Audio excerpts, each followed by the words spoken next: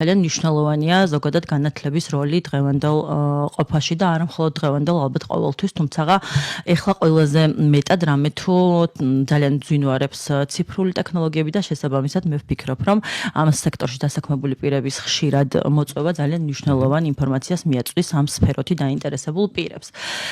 რომ გავუყო ეხლა თქვენს შეკითხვას, მართლაც ურთულესი იყო გზა კოლეჯიდან უნივერსიტეტამდე, მიუხედავად იმისა, რომ ამ ინსტიტუციას, როდესაც მე ჩავუდექი სათავეში, თავისი არსებობის ძალიან საინტერესო ისტორია ჰქონდა.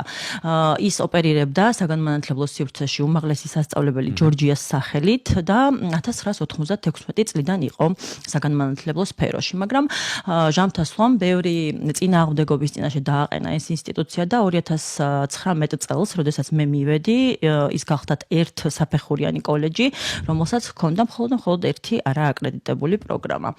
ბუნებრივია ძალიან რთული მემკვიდრეობა შემხვდა წილად, რადგანაც დამხვდა ინსტიტუცია თავისი ძალიან დიდი და ამაყი ისტორიით, თუმცა რეალობა ჰქონდა ძალიან მძიმე. ამდენად ჩემთვის მთავარი ამოცანა იყო, რომ ძალიან მოკლე ვადაში მიმეღწია გრძელვადიანი მდგრადობისთვის განმეხორციელებინა ისეთი საგანმანათლებლო პროგრამები, რომლებიც ინსტიტუციას დაუბრუნებდა თავის ძველ სახელს და ასევე ჩვენთან დასაქმებული პირებიც და სტუდენტებიც იამაყებდნენ და გაიხსენებდნენ იმ ისტორიას, რაც ამ ინსტიტუციას ჰქონდა.